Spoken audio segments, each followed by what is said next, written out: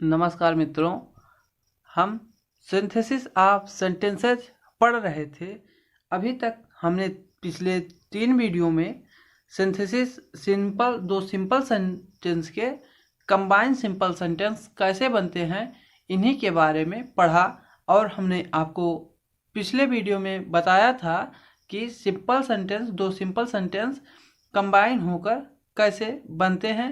उसमें हमने ये भी बताया था कि इन्हें बनाने के लिए हम 8 विधियों का प्रयोग करते हैं, जिनमें से हमने अभी तक 4 विधियों का प्रयोग पढ़ लिया है। अब जो बचे हुए 4 विधि हैं उन्हें हम इस वीडियो में कवर करने की कोशिश करेंगे। और मैं आपको ये भी बताना चाहता हूँ कि जो पिछली वीडियो था हमारा, उसमें हमने अपोजिशन के स्थान पर प्रीपोजिशन को लिख दिया है। वहाँ पर प्रीपोजिशन के स्थान पर अपोजिशन होगा, बाकी सब नियम वही रहेंगे, अपोजिशन वाले ही। अब हम पढ़ते हैं कि by using a preposition noun or gerund. अब इसमें क्या बताया गया है? इसमें बताया गया है कि बाय यूजिंग प्रीपोजिशन में नाउन या वर्ब के पहले प्रीपोजिशन का प्रयोग करते हैं, भावानुसार करते हैं, सिंपल कंबाइन बनाते हैं। इसमें एक वाक्य को की वर्ब को जीरंड या नाउन में बदलते हैं, उचित प्रीपोजिशन के साथ दूसरे वाक्य की वर्ब में कोई परिवर्तन नहीं करते हैं। अब हम देखते हैं, जो दूसरा वर्ब होता है, हमारा दूसरा वाक्य होता है, उसके हम वर्ब में कोई परिवर्तन नहीं करते। और इसमें बताया गया कि एक वाक्य की वर्ब को जीरंड या नाउन में बदलते हैं। जो हमारा पहला वाक्य होता है उसका हम जीरंड में या फिर नाउन में परिवर्तन करते हैं। हम देखते हैं कुछ इंपॉर्टेंट प्रीपोजिशन, उसके बाद हम इसके एग्जाम्पल को देखेंगे और ये भी देखेंगे कि यह नियम कहना क्या चाह रहा है। सम इम्पॉर्टेंट प्रीपोजिशन, तो इन स्पाइट ऑफ का मतलब होता है के बावजूद, ड्यू टू का मतलब के कारण, ऑन अकाउंट ऑफ का मतलब के कारण, बिकॉज ऑफ का मतलब के कारण, विदाउट का मतलब बिना, बिसाइड के अतिरिक्त, इंस्टीड ऑफ का के स्थान पर या के बावजूद, इन प्लेस ऑफ का मतलब भी के स्थान पर या के बावजूद होता है, विथ का मतलब से या के साथ, ऑन मतलब पर, बाई मतलब के द्वारा या से, फॉर के लिए या के बदले में, बिफोर पहले, आफ्टर बाद में। इस प्रकार कुछ इंपॉर्टेंट प्रीपोजिशन के बारे में हमने पढ़ा। अब हम देखते हैं इसके एग्जाम्पल को कि जो हमारा by using preposition noun or gerund कहना क्या चाहता है। तो पहला एग्जाम्पल हमने लिया है कि ही वीक इन इंग्लिश, वह अंग्रेजी में कमज़ोर है, ही गॉट गुड मार्क्स। तो इसे हम कैसे बनाएंगे, सिंपल कंबाइन देखते हैं। तो इसका इस प्रकार बनेगा कि in spite of being weak in English he got good marks. मतलब यहाँ पर बताया गया है कि गणित में, माफ़ कीजिएगा, इंग्लिश में कमज़ोर होने के बावजूद उसने अच्छे नंबर प्राप्त किए। अब यहाँ पर इन स्पाइट ऑफ का हमने प्रयोग किया है प्रीपोजिशन के रूप में। अगला देखते हैं।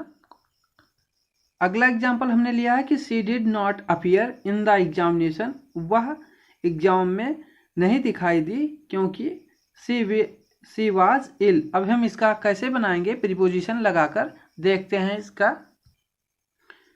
तो इसका हमने बनाया कि due to illness she did not appear in the examination. यहाँ पर हमने प्रीपोजिशन प्रयोग किया है ड्यू टू का। अब हम देखते हैं अगला एग्जाम्पल। अगला एग्जाम्पल है कि ही टॉट मी हिंदी, उसने मुझे हिंदी पढ़ाया। He gave me a pen, उसने मुझे एक पेन भी दिया। अब इसका हम बनाएंगे बिसाइड्स टीचिंग मी हिंदी।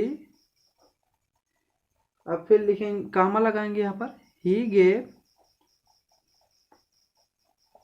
मी अ पेन। इस प्रकार बनेगा। अगला हम एग्जाम्पल देखते हैं।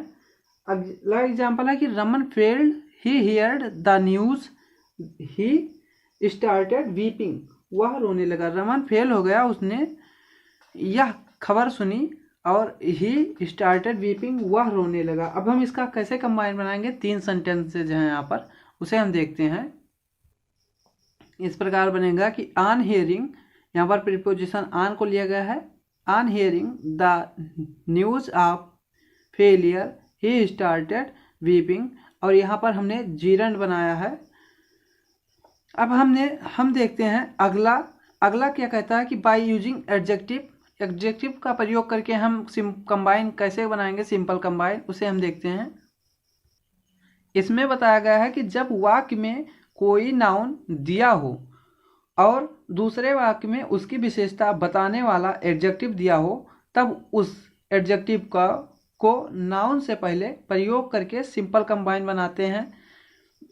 अभी हम देखते हैं इसके एग्जाम्पल को कि I saw a girl she was blind. अब यहाँ पर एक गर्ल के बारे में बताया गया है कि मैंने लड़की को देखा और वह अंधी थी। तो यहाँ पर लड़की की विशेषता दूसरे वाक्य में बताई गई है कि वह अंधी थी। तो हम देखते हैं इसका सिंपल कंबाइन कैसे बनता है। जैसा हमारा यह नियम कह रहा है वैसा हमने बनाया कि जब एक वाक्य में कोई नाउन दिया हो और दूसरे वाक्य में उसकी विशेषता बताई जाए तो एडजेक्टिव वाला, तब उस एडजेक्टिव को नाउन से पहले प्रयोग करके सिंपल कंबाइन बनाते हैं। तो हमने यहाँ पर एडजेक्टिव की विशेषता, लड़की की विशेषता बता रहा था कि वह अंधी है, तो हमने यहाँ पर ब्लाइंड को लगा दिया है। अब हम देखते हैं अगला एग्जाम्पल। यहाँ पर हमने अगला एग्जाम्पल लिया है कि आई मेट अ मैन, मैं एक आदमी से मिला, ही वाज पुअर। तो इसका हम बनाएंगे सिंपल कि I met a poor man. इस प्रकार इसका भी एग्जाम्पल हो गया। आशा है कि आप लोगों को ये समझ आया होगा। ये थोड़ा सा सरल होता है बच्चों के लिए, तो इसीलिए हमने यहाँ पर इसके 2 ही एग्जाम्पल लिए हैं। अब हम देखते हैं अगला कि बाय यूजिंग नॉमिनेटिव एब्सोल्यूट क्या कहता है। हम देख रहे हैं इसमें कि नॉमिनेटिव एब्सोल्यूट कंस्ट्रक्शन से हम एक पार्टिकुलर नाउन या प्रोनाउन को इंडिकेट करते हैं और उसके अनुसार सेंटेंस को जोड़ते हैं। वर्ब टू बी मतलब इज, एम, आर, वाज, वर के स्थान पर बीइंग, पास्ट इंडेफिनिट या जब प्रेजेंट में होगा तो उसके लिए हम बताएंगे कि जब बी फॉर्म होगा वर्ब का, माफ़ कीजिएगा, यहाँ पर बताया गया है कि वर्ब का जब बी फॉर्म होगा तब वहाँ पर हम बीइंग का प्रयोग करेंगे, और जब पास्ट इंडेफिनिट या पास्ट परफेक्ट टेंस के स्थान पर हम हैविंग प्लस वर्ब का थर्ड फॉर्म प्रयोग करेंगे। और एक और बताया गया कि पैसिव वॉइस होने पर हैविंग प्लस वर्ब का थर्ड फॉर्म का यूज करेंगे। हम देखते हैं इसके एग्जाम्पल जिससे कि हमें और ज़्यादा समझ में आएगा। यहाँ पर हमने पहला एग्जाम्पल लिया है कि it was a holiday we did not go to school. ये हमारा जो एग्जाम्पल है वो एब्सोल्यूट प्रेजेंट पार्टिसिपल का है। अब हम देखते हैं इसका कंबाइन कैसे बनेगा। जैसा कि ऊपर हमने बताया कि जब बी फॉर्म होगा वर्ब का तो वहाँ पर हम केवल बीइंग का प्रयोग करेंगे। इस एग्जाम्पल से हमने बताया भी है वही चीज़। जब देखिए यहाँ पर वाज था तो वाज के स्थान पर केवल बीइंग का यहाँ पर अंतर आया है, बाकी सभी सेंटेंस वैसे ही प्रयोग किए गए हैं। अब हम देखते हैं एब्सोल्यूट परफेक्ट पार्टिसिपल का एक एग्जाम्पल जिससे कि ये और क्लियर हो जाए हमारा। तो यहाँ पर हमने लिया है कि the sun rose we got up. अब हम इसे कैसे प्रयोग करेंगे देखते हैं। जैसा कि ऊपर हमने बताया आपको वैसे ही इसमें हमने प्रयोग किया है कि यहाँ पर हमने हैविंग लगाया है और वर्ब का थर्ड फॉर्म लगाया, बाकी सभी सेंटेंसेस वैसे ही हैं। अब हम देखते हैं एब्सोल्यूट पैसिव परफेक्ट पार्टिसिपल को का एक एग्जाम्पल कि इसमें एग्जाम्पल है कि द कैप्टन वाज किल्ड। अब यहाँ पर बताया गया है कि द आर्मी रन अवे, यहाँ पर एक एल और होगा। अब इसका हम कैसे बनाएंगे देख लेते हैं। अब इसका कैसे बनेगा कि the captain having been killed the army run away.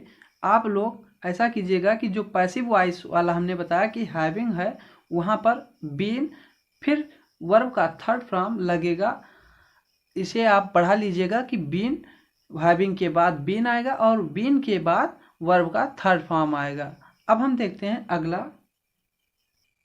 ये हमारा लास्ट है और इस प्रकार हम 8 विधियों का पूरी तरीके से जानकारी प्राप्त कर चुके होंगे। अब यहाँ पर बताएगा बाय यूजिंग अ कंजक्शन, इसमें रूल हमारा क्या है, कंजक्शन का उपयोग करके हम कैसे कंबाइन बनाएंगे। सिंपल कंबाइन में एंड कंजक्शन का प्रयोग समान पार्ट्स ऑफ स्पीच के शब्दों को जोड़ने के लिए करते हैं। अब हम देखते हैं इसके एग्जाम्पल। यहाँ पर सीधा सीधा बताया गया कि केवल एंड जोड़ना है। अब देखते हैं कैसे होगा कि I purchased a book, I purchased a pen. तो यहाँ पर हम लिख सकते हैं कि आई परचेज्ड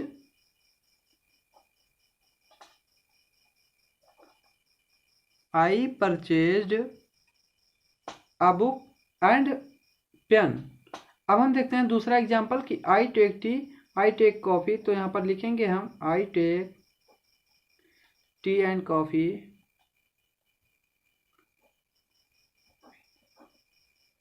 ये भी काफ़ी सरल है, तो इसीलिए हमने यहाँ पर दो ही एग्जाम्पल को इसके लिए हैं। अब हम देखते हैं कि रूल नंबर दूसरा इसमें क्या कहता है। रूल नंबर दूसरा कहता है कि यदि दिए गए दोनों वाक्यों में से किसी वाक्य में आल्सो दिया हो तो ऐसी स्थिति में वर्ब के बाद टुगेदर का प्रयोग करते हैं। अब हम देखते हैं इसके एग्जाम्पल को कि Sita went to Delhi, Leela also went to Delhi. अब यहाँ पर हम कैसे बनाएंगे इसे देख लेते हैं।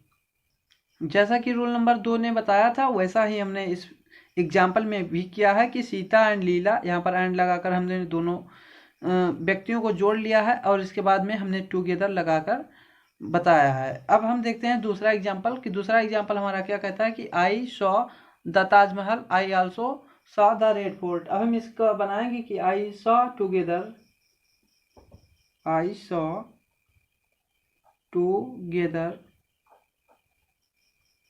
Taj Mahal, the Taj Mahal and the red fort, the ताज।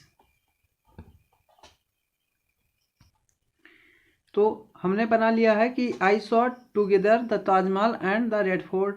इस प्रकार ये 8 विधियां समाप्त होती हैं।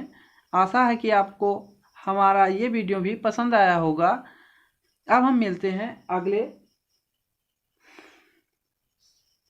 पार्ट में कि अगला पार्ट हमारा क्या होगा, कंपाउंड सेंटेंस कैसे कंबाइन करते हैं उसके बारे में हम पढ़ेंगे। तब तक के लिए आप पढ़ाई करते रहें और हमारे चैनल को सब्सक्राइब करें, हमारे वीडियो को लाइक करें और शेयर करना ना भूलें। मिलते हैं हम अगले वीडियो में, तब तक के लिए धन्यवाद।